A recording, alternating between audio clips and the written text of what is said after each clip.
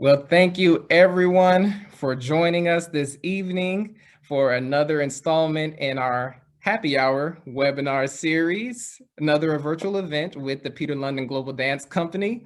And of course, before I get started, I always want to thank our sponsors because without them, this would not be possible. So a big thank you to the Avram Corporation, Funding Arts Network, Coral Gables Department of Cultural Affairs, the Knight Foundation, City of Miami Beach Arts and Culture, and Florida Department of State Division of Cultural Affairs. And then lastly, our PLGDC Board of Directors.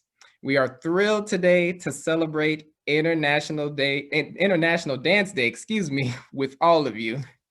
And today we have a great group of panelists with us. So I want to say thank you to Ms. Deja Darbon, Mr. Ezra Haugabrooks, Ms. Susanna Corneef, and Mr. Aaron Lopez. And last but not least, she just recently joined the PLGDC family, our new administrative assistant, Ms. Jasmine Jackson.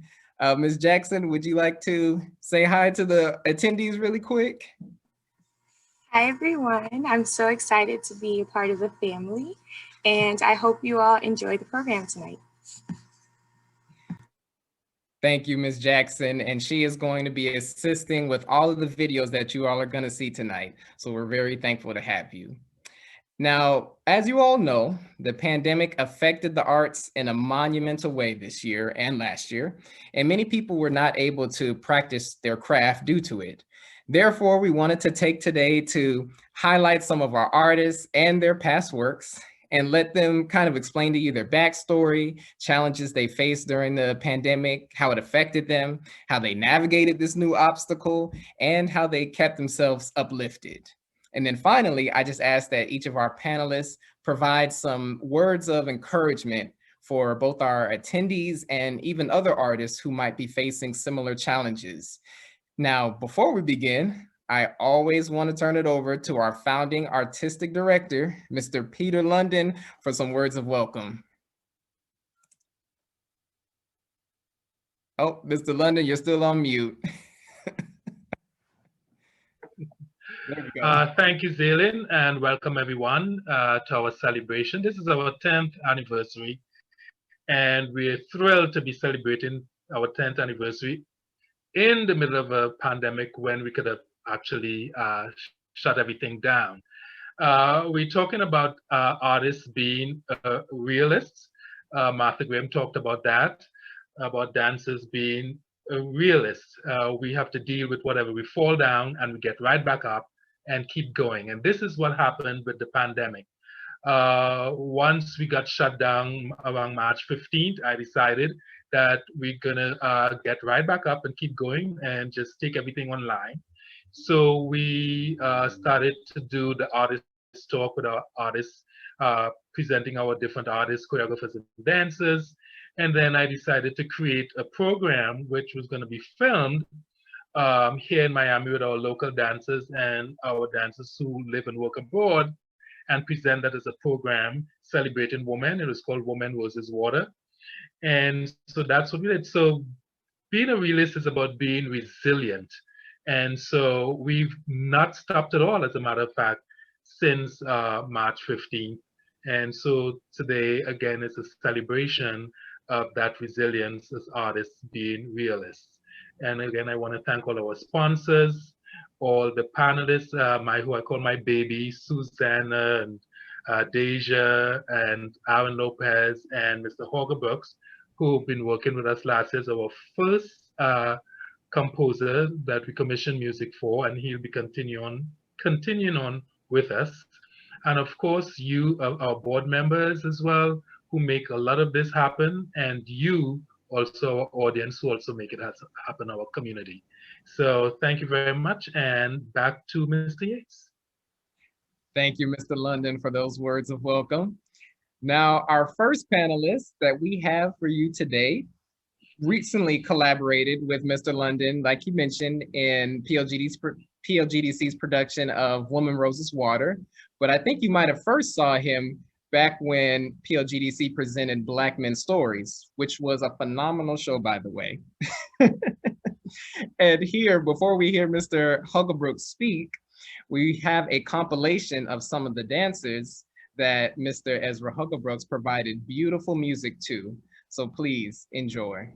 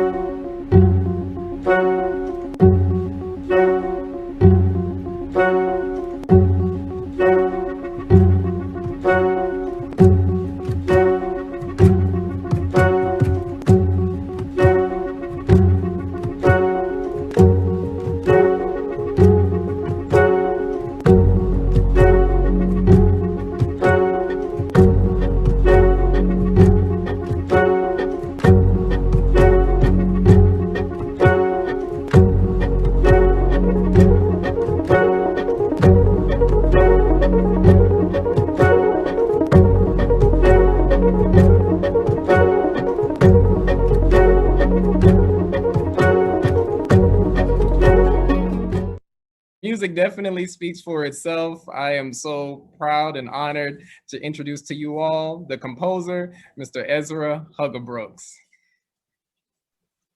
Hi, everybody. Can't see you, but I hope you heard some of the music. I hope it moved you. I love music, and I think this past year is the evidence why. Right, the pandemicide closed down the entire world, and it made it more apparent how difficult it is to make money in music, and even more specifically how difficult it is for a Black person to make money in classical music. Those numbers aren't doing like little baby numbers. We're not doing, classical music not doing numbers like that. So it makes it more difficult for folks to get work. But I don't know, if you love something a lot, like I do, I love music. Like I'm sure this person that likes dreamy music likes music too. Dancers love music, and I love dancers. You know what their body represents, an instrument that I would touch represents. It's just the instrument is beautiful. Um, so if you decide to do something when you've been given every obstacle to do it, obviously there's financial constraints. I was in Atlanta doing a portion of the music you heard with musicians. They're not going to come because they like my hair. So how are you going to pay them?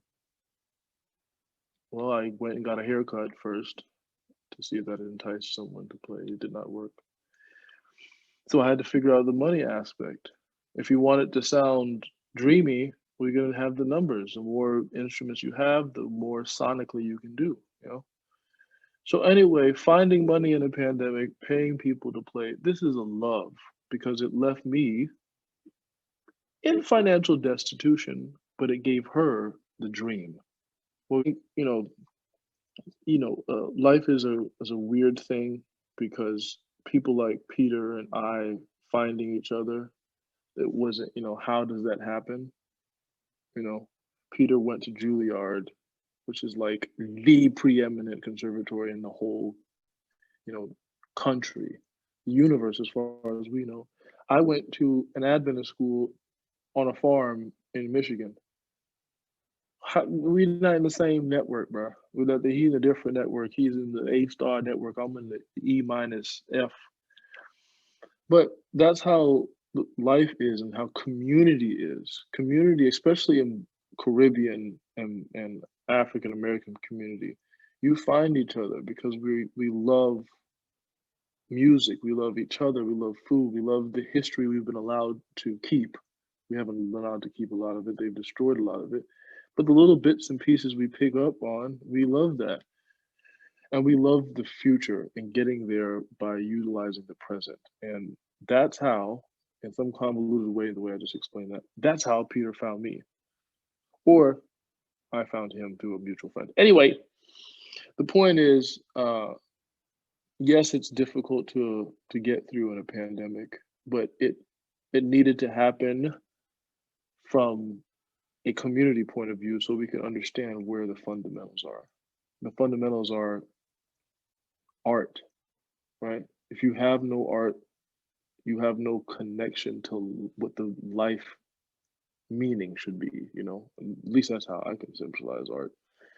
Art reminds you that you're still a human being, right? Like I can make music for Aaron Lopez, and it's not a competitive match to the death. It's not UFC. He doesn't have to punch me in the face after, and I don't have to kick him in the groin. We both can walk away intact, maybe even better human beings. This is the beauty of music over any other collaborative group thing is we come in, we have pain in the process, but we leave a lot better physically, mentally, spiritually. So I think, we got to do that with money. I started a ballet and dance orchestra for this purpose. When Peter hired me, I used the corporation, a nonprofit, to make sure I used the money Peter gave me, which he gets from people like you with supporters and people who love the arts and love music like me. I used it to get what I got to get done, which is get musicians hired and get music licenses if I have the need to do so. So supporting the arts is important, and I want to thank everyone in Peters Corporation for giving me an opportunity, and I want to thank you for letting me ramble for 20 minutes. Well, Mr. Haugabrooks, we definitely appreciate you, sir. And Mr. London, if you could just take a little bit of time and just let us know how this conversation between you and Mr. Haugabrooks kind of brought forth this amazing collaboration for Women Roses Water. Oh, Mr. London, you're on mute again. Well, you know, music is part of my soul, my life, coming from Trinidad and Tobago, where the steel band was created and evolved, and then moving on to the Juilliard School. I always tell people that you learn, at least I learned more music at Juilliard than I learned dance, because you have to do 4 years of solid music training at Juilliard as a dancer, because they believe that is vital for you. So everything from air training, solfege, the whole thing, and study all the masters, and from pre-classic forms to classical music, to the romantic music, into contemporary, the whole thing. And so I always knew that when I started a dance company, I had to have composed music. And then working with Martha Graham, and Martha Graham had some phenomenal music written for her. And so I knew that I wanted to do the same thing. So when the opportunity came, meeting Ezra, I went for it, even though we didn't have a whole lot of money. Sorry, Ezra. But I said, you know, we got to start. And eventually, hopefully, the funds will come in where he can really be paid for the work he really did, because he spent a lot of his own money in the middle of a pandemic, going from Atlanta to some other place, some other city. And I was like, man, you're crazy. It's a pandemic. He's getting on planes, getting on trains to go and record music with other musicians in different cities, because he wanted this to be great, you know? And so, Ezra, lots of blessings to you for doing what you did. And you planted a great seed, and it will blossom. And thank you very much, because this year we're going to continue with creating music with Ezra for the dancers, and I'll talk about that a little later. But thank you, Ezra. Yes, thank you again. We can't say it enough for creating such beautiful music to uplift us, enrich us, and of course, help us dance on. Thank you, sir. Now, next, I want to move to our next panelist for the evening, Miss Susanna Corneef, who just recently welcomed a new beautiful baby girl named Emery to her family, and we are truly happy for you.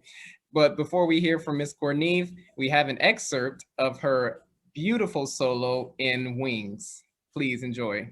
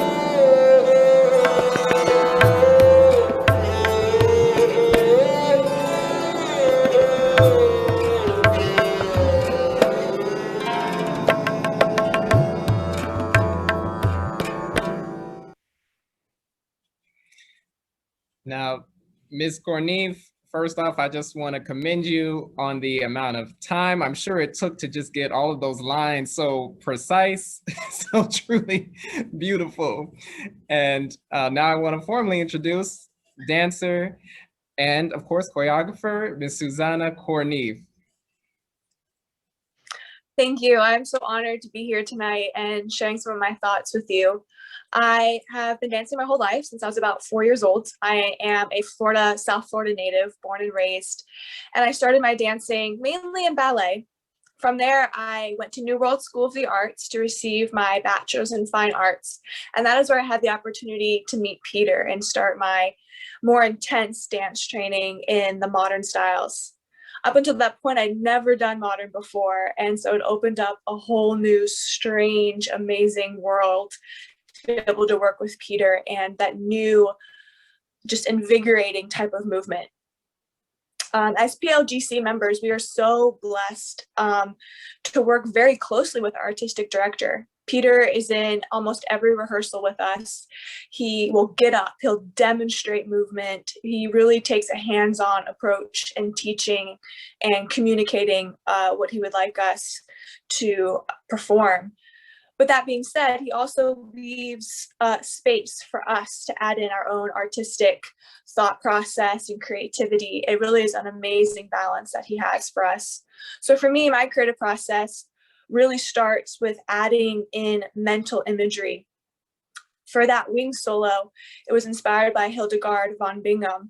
And so I did a little bit of research on what she did and what she was about. She studied the medical sciences, she studied botany, she wrote beautiful music. So for each specific movement, I had an image in mind, whether it was this woman gardening or the stained glass of the churches. So for me, incorporating those stories is just very important for my process, so I can take the choreography given to me and really make it my own and deepen it and make it just a rich experience. I think the biggest change we've all had to combat during this pandemic time, none of us could have imagined that it would last this long, but was that transition from being in person together, but to online learning. Whether we're teaching our dance classes to our students online, participating in online rehearsals, or even online shows, that has been a huge transition for all of us. It's been really interesting and unique being on Zoom, like we see each other. Everyone has a different setup. Some people are outside, some people are in their garage. I was in my tiny little apartment just trying to make it work. And it really was an exciting experience to be part of this 2020 part of history. Like, whenever have we said that we've created a whole entire show through Zoom and online? So being a part of that experience really was very enjoyable and amazing. But that being said, I think one of the hardest things also was just, I so miss that camaraderie you have when you're in a rehearsal studio together, whether we're stretching together, working on choreography, figuring out the counts. It is just an energy that you can't compare to anything. Aaron and I have had the opportunity to work together a lot at New World and with the company. And I just miss partnering with him and just having that physical touch. It is just an experience that's like no other. And so that's where my heart is. My heart is that if we all keep participating and staying healthy and doing what we need to do, that we will be able to get back to that point. And I really can't wait to be there. Another thing that has changed, like Zaylin mentioned, for me in 2020, there are so many aspects that were up in the air. And so my husband and I decided to take a leap of faith and jump in, and we found out that I was pregnant in August of 2020. So last season in the fall, I had a little secret dance partner in my belly, which was just to feel her move while I was moving, and to be a part of a production that was about women was just, I can't even describe the words for it. It was just so special and so invigorating. And I just loved every moment of those rehearsals together. And as dancers, we're so used to pushing our bodies to the next limit, whether it's flexibility, stamina, emotionally, spiritually. And so I had never experienced anything like being pregnant before.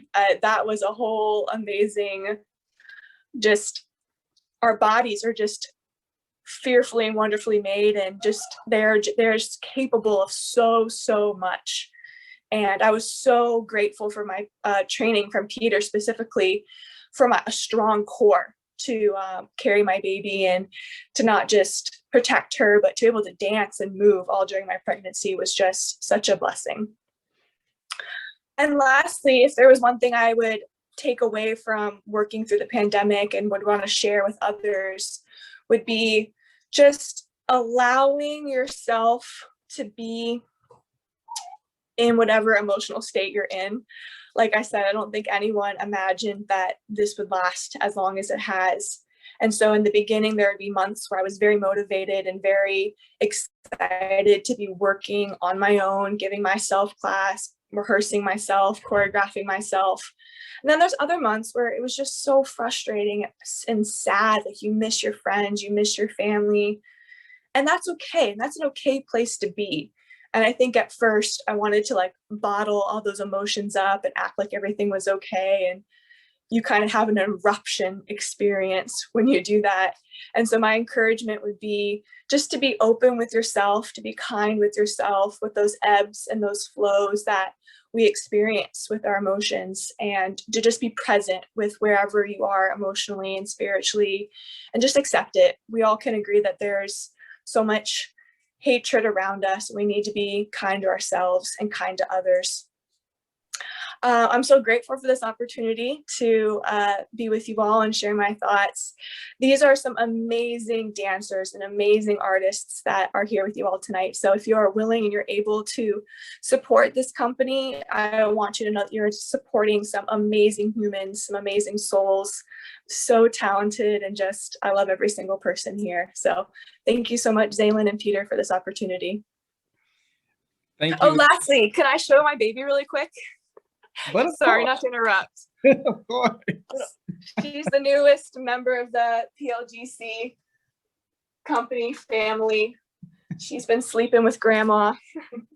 This is little Emery. She's going to be a future dancer. Look out for her.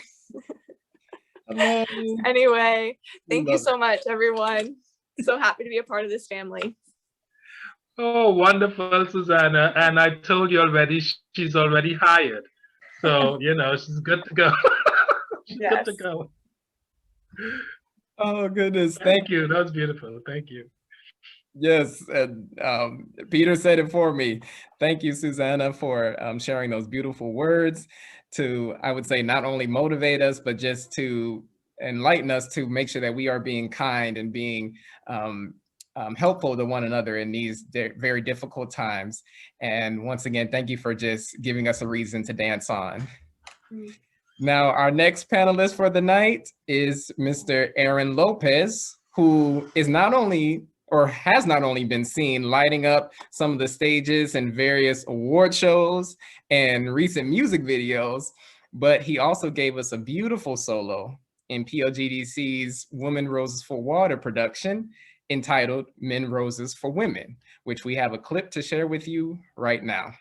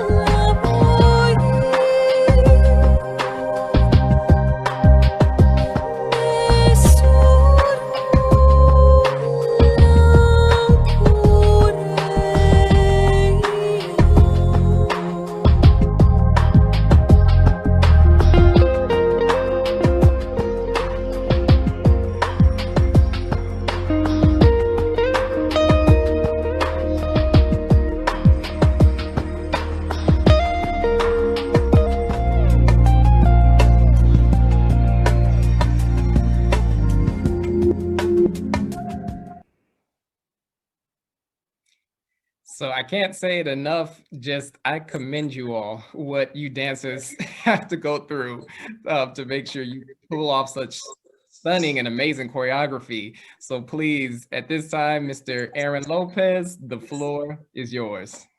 Thank you, Zaylin, and thank you, Peter, so much for bringing us all together tonight. Crazy to think that times are like this now, where we all have to meet and check on each other via Zoom, you know, where, you know, we're all dressed up at the top, but, you know, at the bottom, we're comfortable, nice in our PJs and our slippers, you know. But it's been a blessing. It's crazy times this pandemic has been. But let me just start from the beginning. I was born in Chelsea, Massachusetts, raised in Puerto Rico and Florida.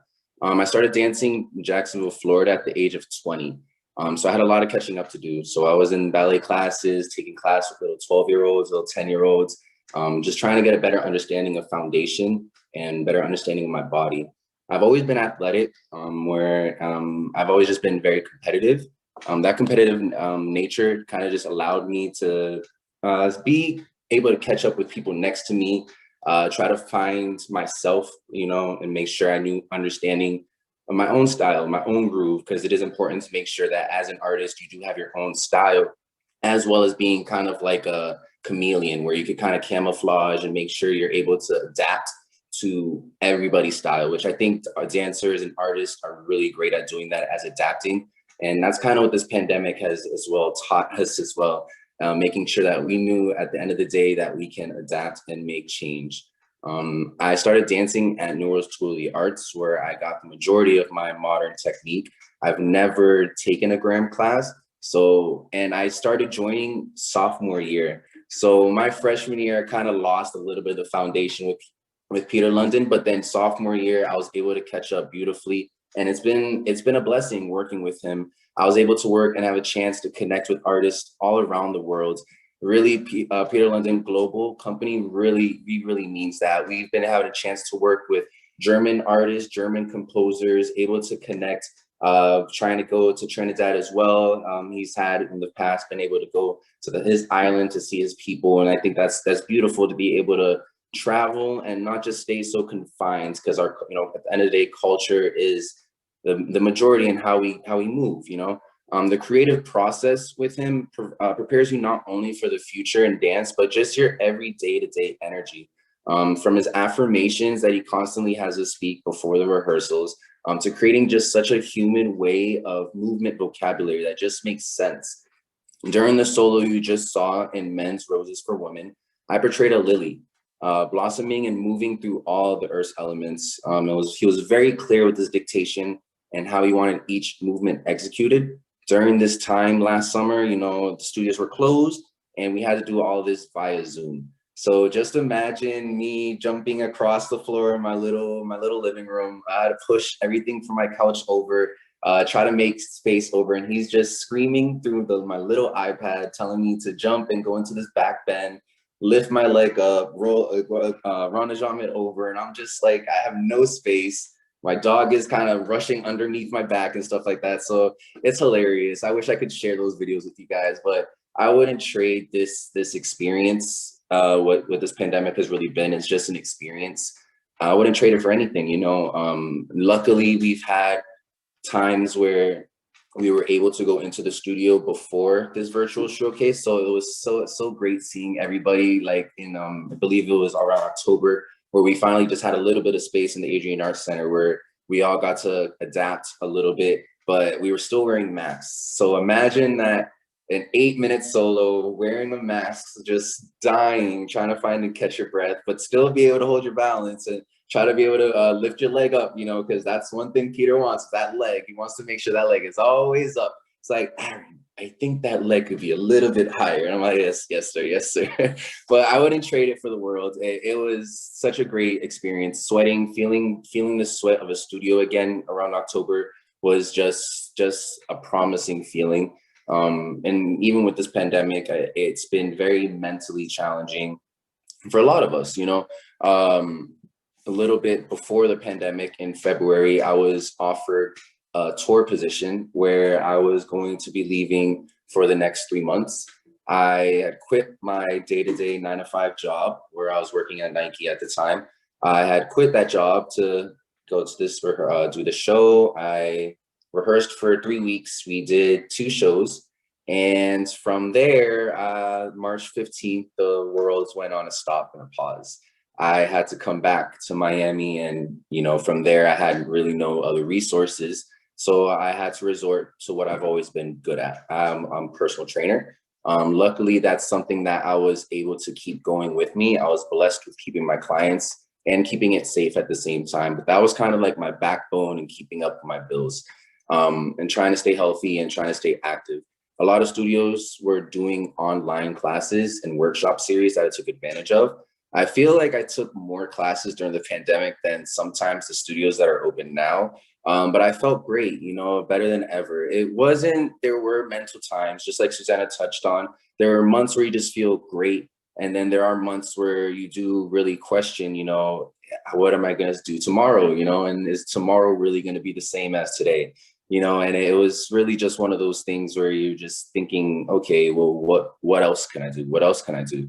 But I didn't let that stop me.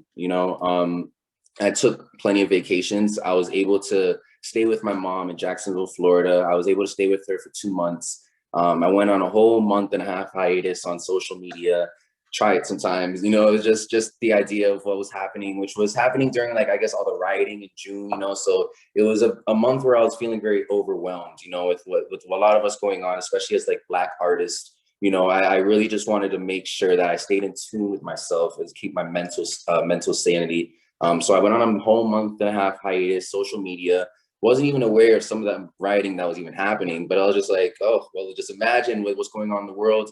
We all got to really just think that, keeping ourselves together and making sure that we stay together, especially at times like this, is how we can really move forward and progress rather than regress and not repeat what history does. We all go to school, we all learn our history, and it's just a matter of how can we do better? How can we do better? And as artists, I think we have the tool to share that story where machines, the latest iPhone or the latest books or stuff like that, those are technology. That's things that are man-made, man-made from people who think, who have brain power, and dancers and artists, we have that power as well through our bodies. And I think that's a beautiful instrument that not everybody's fortunate to have as well. But it was great. I absolutely was able to push through this pandemic. And I think it was an experience that we all had to go through as well.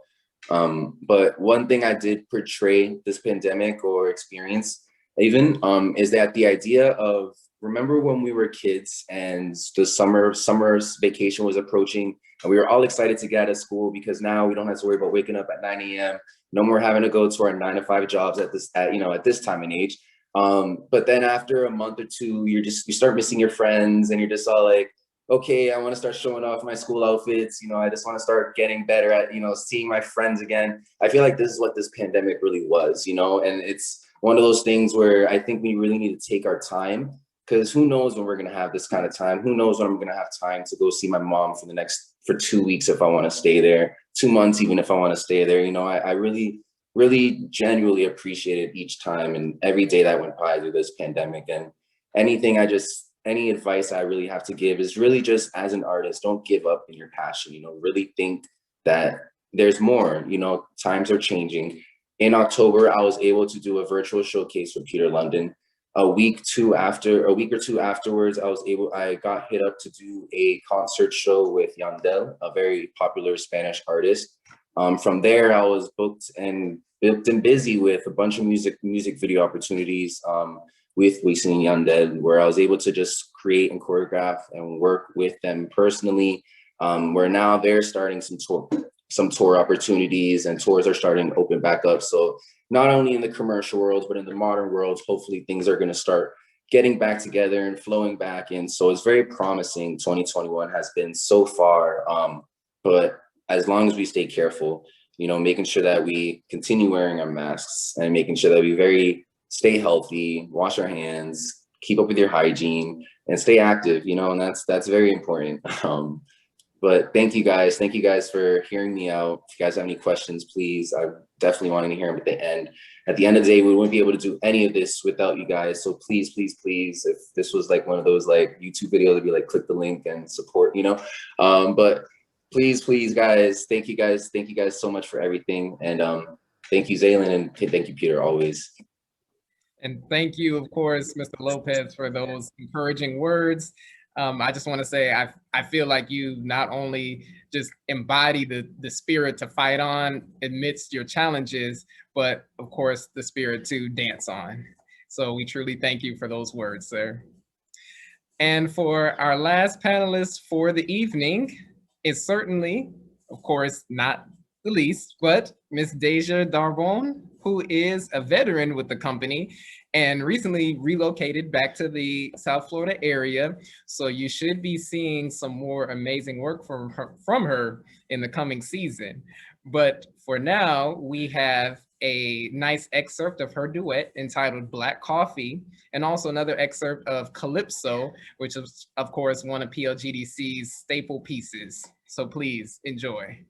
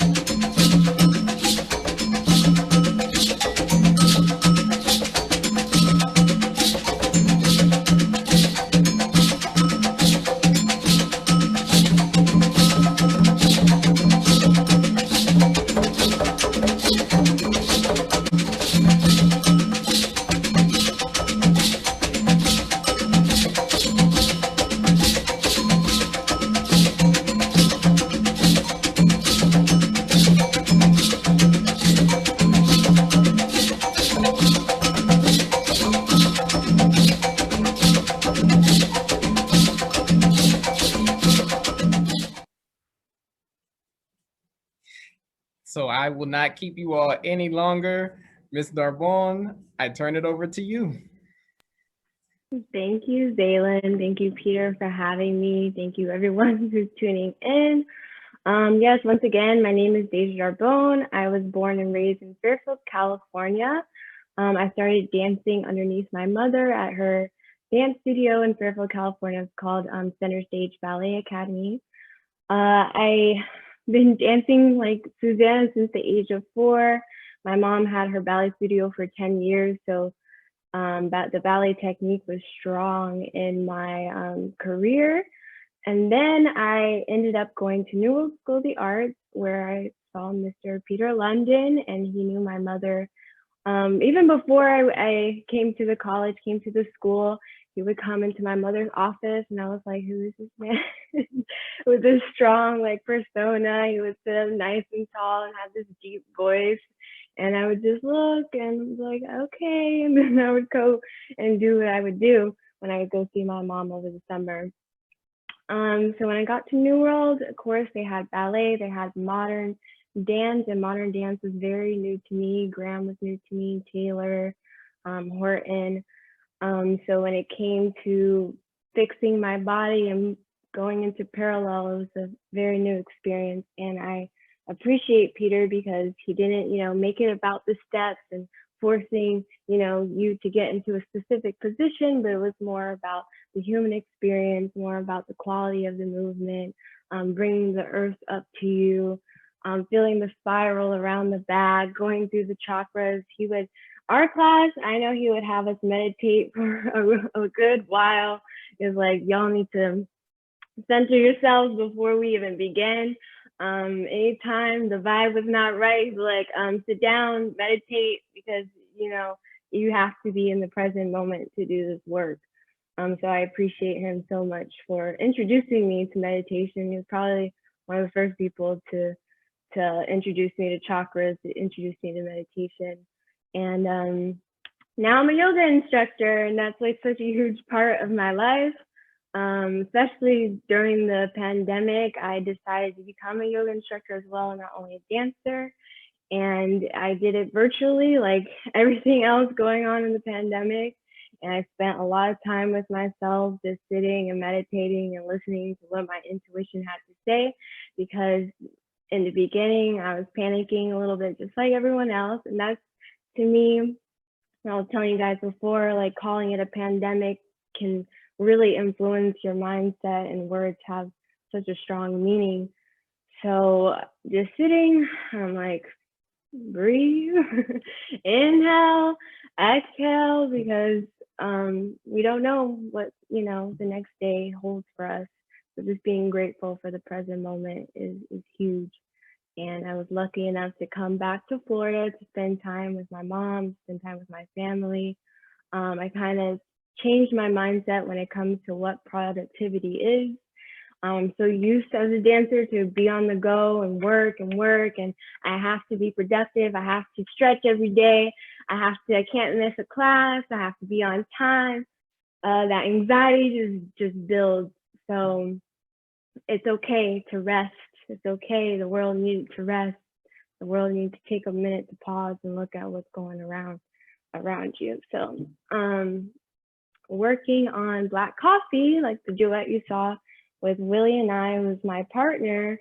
It was a pretty short duet, but Peter didn't give us this huge narrative, and I actually wish that you guys could hear the original music of the piece, because that wasn't the original music that we danced to. It was more of a jazzy blues. I don't know who the artist was who sings the piece of work, but it's this woman who just seems like she woke up in the morning, she said she was fed up, and like, here's my partner, I love you, but also I don't want you to know that I love you. And like, we have this cat and mouse like chase type of relationship, and this flirtation and this sensual and steamy, relationship. And it's very clear in the music, and it's also very clear in the quality of the movement. And Peter didn't have to, give us this full narrative and tell us that. It's very like evident.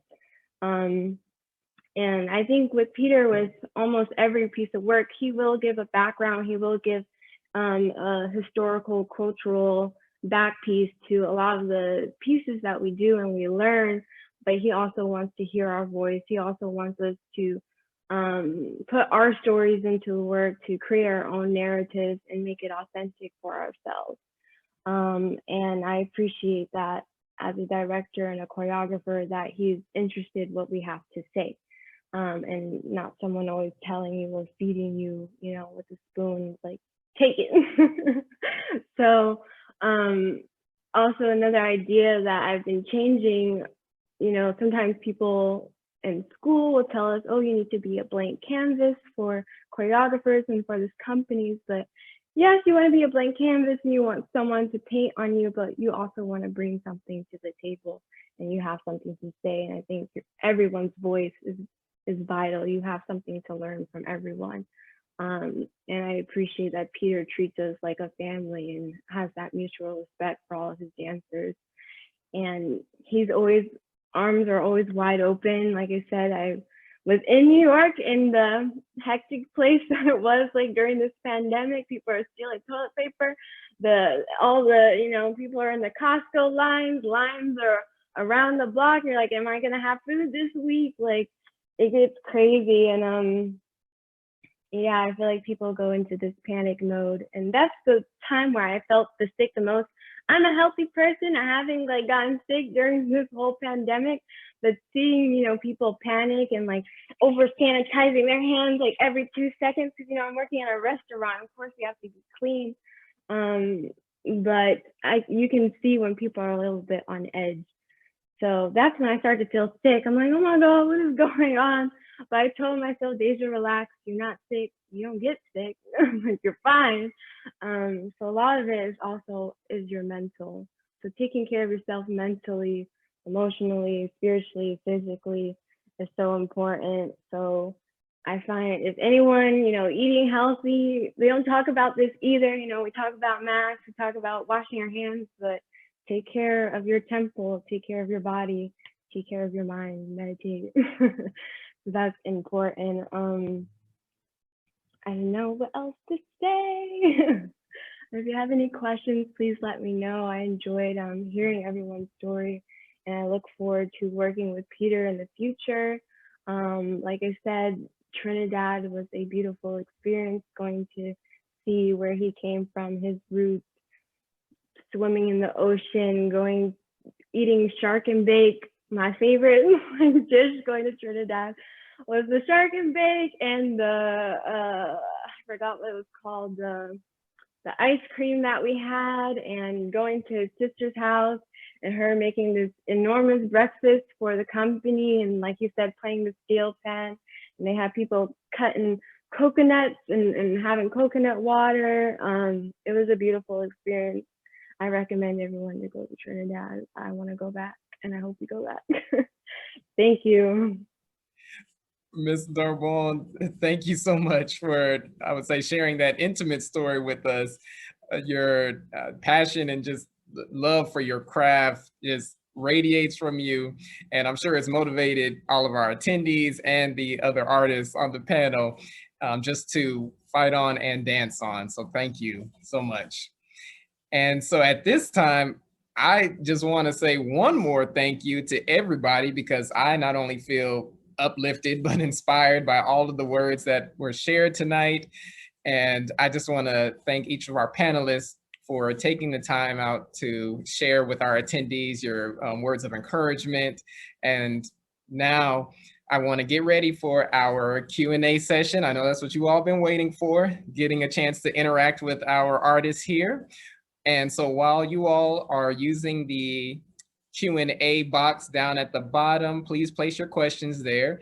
But to give you all some time, I want to turn it back over to Mr. London to give you all a little taste of the 2021 season. So Mr. London. Thank you, everyone. You all were absolutely fabulous and amazing. And for sharing your experience throughout the pandemic and your hopes and dreams for the future. Just absolutely beautiful. Just a little sneak peek. We're still working online virtually because we're not out of the woods yet. So one of our first production will be for the Miami Beach, a film series of working, a series of a site specific where we're looking at people who have been evicted. Eviction before the pandemic and eviction during the pandemic, and what that looks like in real time. And so that's going to be filmed on Miami Beach. And as a matter of fact, today we started the first rehearsal for that, but we did get some space at the Adrian Arts Center. Thank you, Adrian Arts Center. Started the rehearsal with Aaron Lopez and the new addition, Rafael Del Viso. And they're going to be phenomenal. So you don't want to miss that. And then the next program we're going to do, which is also going to be part film and possibly live performance at the Adrian Arts Center in December annual season. We will start working on that sometime we're working on it now, but then start bringing more of the dancers in when we can in September. Also, we're working on an international cultural exchange with a company from Trinidad and Tobago, the Metamorphosis Dance Company, and the choreographer Terry Springer will work with our dancers virtually, choreographing a dance on them. And then I will choreograph a dance on Metamorphosis Dance Company, and then we premiere this virtual program sometime in September.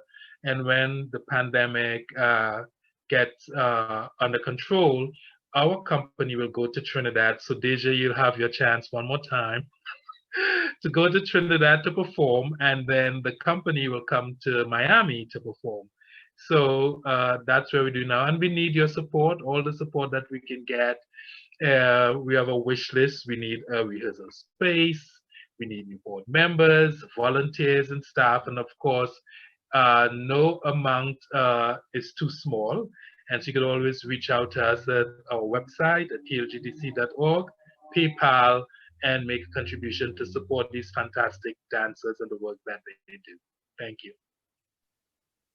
Thank you, Mr. London. Well, I'm definitely very excited for the upcoming season, and I'm not being biased because you always create phenomenal work and you outdo yourself every single time. So I can't wait. And at this time, I want to open it up to our Q&A discussion time. And for the first question, just coming from the panel, from me, and I would just like to go to each of the panelists and ask you all, of course, every artist has their own way of getting ready for a performance. I'm new to the dance world. I've only done theater before, so I have my little, rituals that I do to get ready, talk to myself, motivate myself. So if each of you all can just kind of tell us a little bit about your process or your ritual that you utilize each time you're getting ready to either create or get ready for a performance. And we can go in order. We can start with you, Ms. Corneith. Yeah, this is a great question because it's very unique per dancer. For me, there's always like the energy like in the backstage room, like costumes on, there's often music playing, and that's a great energy that I enjoy. But I also always take the time to go find a quiet corner alone by myself and just connect with my core, connect with my mind, connect with my soul, speak those words of affirmation over myself before the performance, and just really try to focus mind, body, soul together just by myself for a couple minutes. And that's kind of my ritual, is to go from the fun, crazy all together, but also to enjoy that moment just by myself. Thank you, Ms. Corneith. Mr. Lopez. Yes. I definitely agree with Susanna as well. Every dancer, every artist has like their own way of finding their focus. Specifically, if for me, speaking for myself, it depends really. It's funny because I've been blessed to be in the side of the commercial world as well as the modern world, where they're two very different warm-ups, I guess, in a way. In the commercial world, you wouldn't have to worry about sitting in your splits for a minute and having to worry about making sure that you're nice and turned out, so you do a couple of more of a plyo stretching, more of active stretching, rather than holding positions in the commercial world. Whereas in the modern, you do want to make sure that you are properly stretched, because if you're going to hold a tilt for 2/8 counts, you want to make sure that your hips are aligned and making sure that you're not just using the power from your legs, but it's a whole body experience, a whole human experience, where you can get injured and that can mess up your career. So I think definitely finding your focus for me, I think staying in your nice little bubble, making sure you're nice and stretched, doing a nice little modern warm-up, ballet warm-up, whatever you're more comfortable doing is very important before a performance, whatever that means to you. If you need to have your earbuds in your ears, if you need to channel everybody out, whatever it means, is just making sure that you are properly warmed up in whatever situation, whatever you're doing. If you're getting it on stage, if you're going to get virtual, however, even for rehearsals, definitely staying properly warm. Thank you, sir. And lastly, Ms. Darbon. Yes, it's very situational for me, and it's like evolved over time, and it also depends who I'm dancing with, who I'm around, what's the environment like. Listening to music is definitely a go-to for me. I even have like a playlist sometimes, like before a show, to like kind of relax myself. I'm a person who does get very anxious, who does like have butterflies. So like I need a breather, I need to calm down. Having like a good breakfast, like something, you know, light. I'm not a person who can dance like on a heavy stomach. That doesn't go well for me. So something light. I'm also, I have a very cold body. I have a blanket right now that you can't see. so, so I make sure that I'm bundled up, I'm warm, because a lot of theaters can be freezing cold. So just making sure my body's warm and I'm breathing, and also sometimes it always helps whoever you're dancing with to come all together, to wish each other married, to touch your partner, who I always like to touch my partner who I'm about to dance with, and make sure we, you know, the vibe is right, that we're connected, that I see you, you see me, and I'm good to go. I love it. Thank you, Ms. Darbone. And I want to head over to our chat box, and it looks like we do have a question from Meredith. Before that, oh, it looks like she also gave a comment to Mr. Haugabrooks. I know he had to step away, but she said that his music is amazing and it transports her into a mystical world. So to Mr. Haugabrooks, we have to relay the message that his music gives people, it's both dreamy and transports people to mystical worlds. I love it. But Meredith's question is, what advice would you give to young people who want to be dancers? So is there anybody who would like to take that on first? I will, I guess. Depends on what young is, you know. There are, you know, pre-ballerinas who you've met, just not, you know, not saying that Susanna or Deja or anything like that, but they have been dancing at a young age, you know, at the age of 2, at the age of 4, where I started at the age of 20, you know. So there really is no wrong time to dance or ever even start picking up dance. For me, I remember in high school watching like Step Up or like Stomp the Yard and thinking like, oh, I want to be like those guys, dancing like that. But at the same time, I was playing soccer. I was doing track and field. I had a soccer scholarship, and I went to college for soccer originally. So it was a weird and hard transition starting to dance, but I knew it was always in my blood, you know, the Latino, Puerto Rican side of me. I always knew I had a little bit of groove, and I always made sure that I kept up and got a good foundation understanding. And my advice is just making sure that you do take beginners classes, making sure that you do get a better understanding. It's not always what you see on YouTube.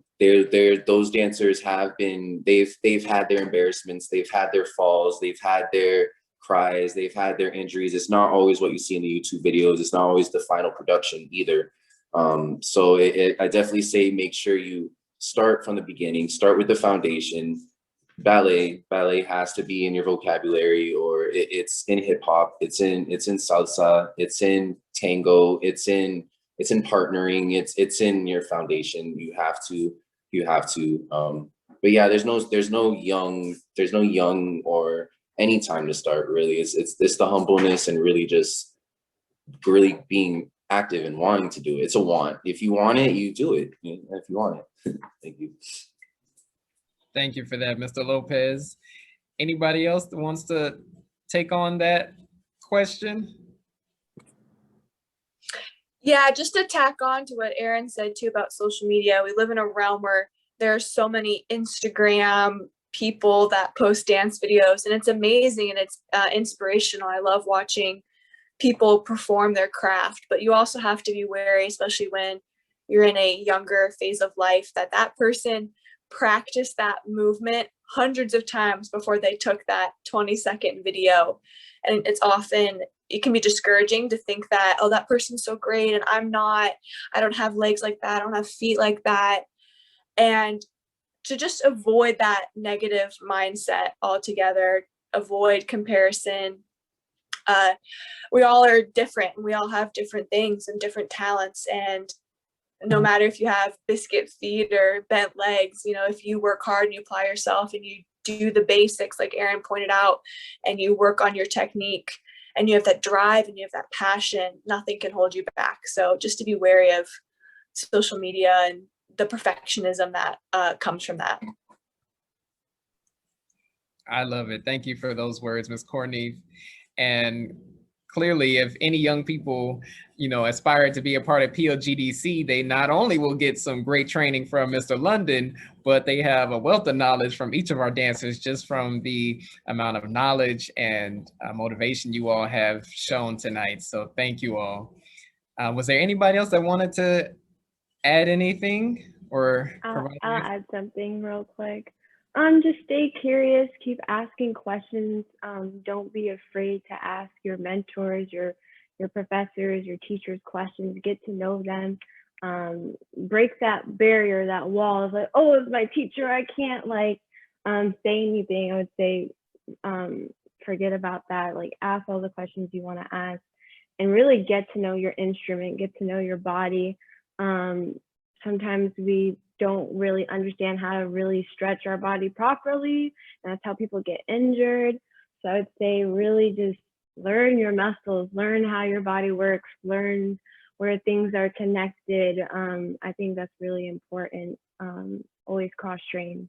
It's not just like, don't just dance, like do other things as well, take care of your body, go swimming, go do yoga, go do Pilates, something that's going to strengthen those other muscles that you're not using all the time.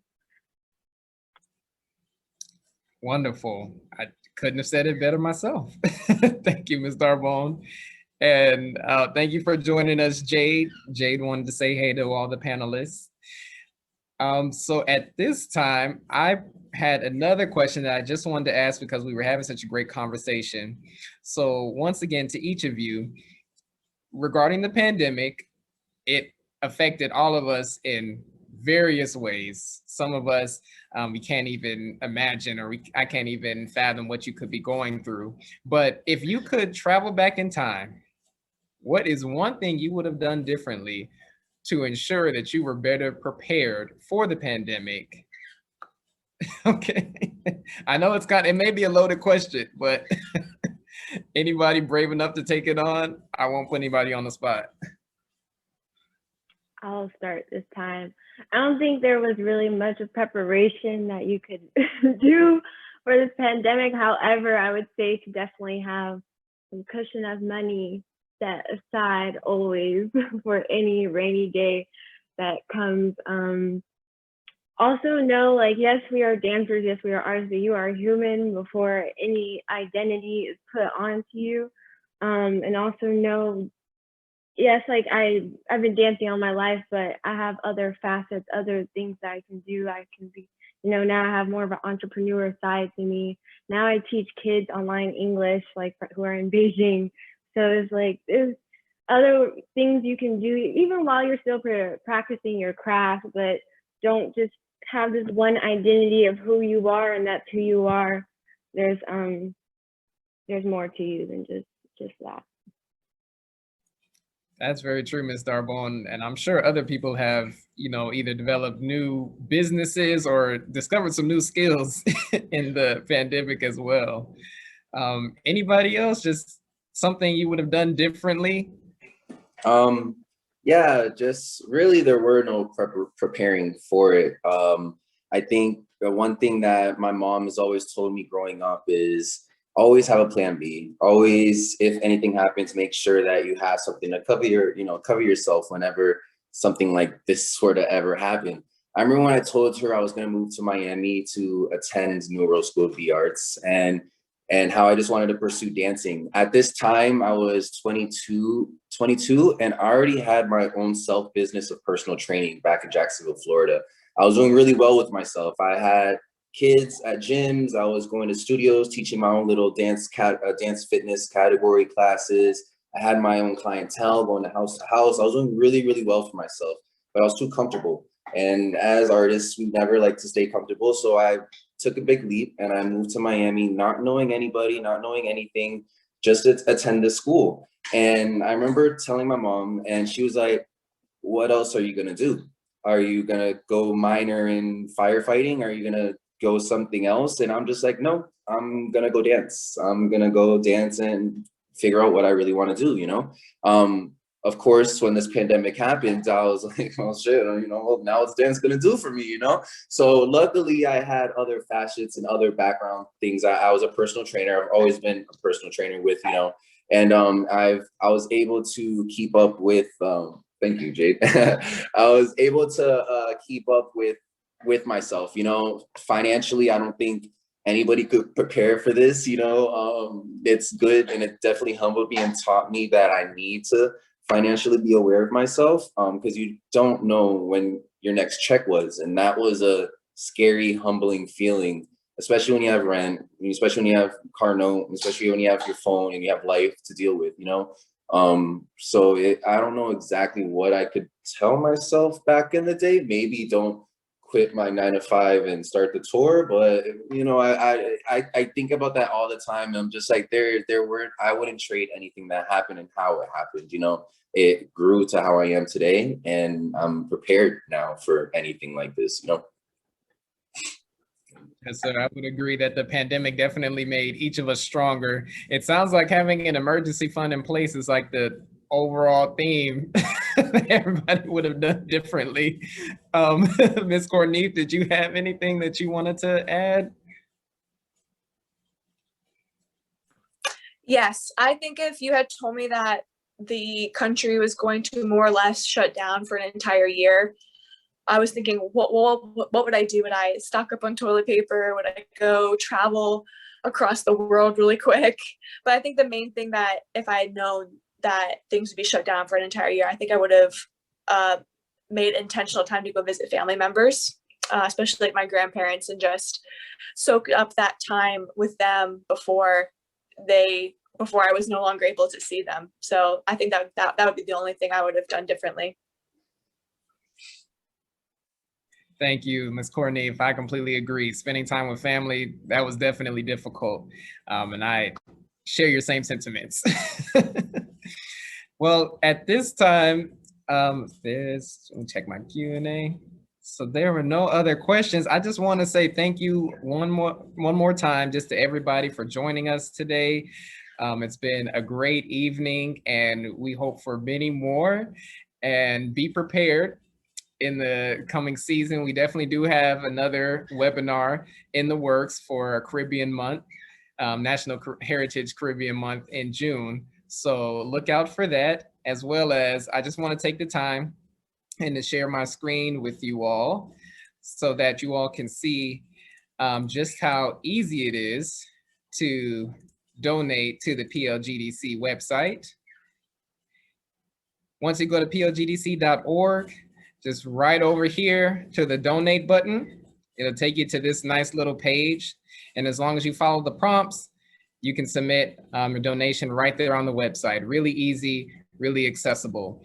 And also, please take the time to just browse our website. You can see some of the fantastic bios of our dancers, as well as some of our guest choreographers and our collaborators. So we definitely want to always make sure that you stay abreast with what is going on with PLGDC.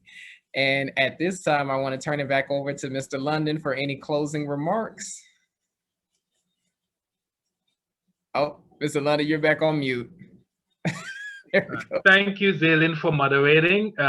This is a wonderful evening. Again, I want to thank our sponsors, our donors, our board members, and all of my wonderful babies, Deja and Aaron and Susanna, and a wonderful welcome again to our new assistant administrator, Ms. Jasminejackson.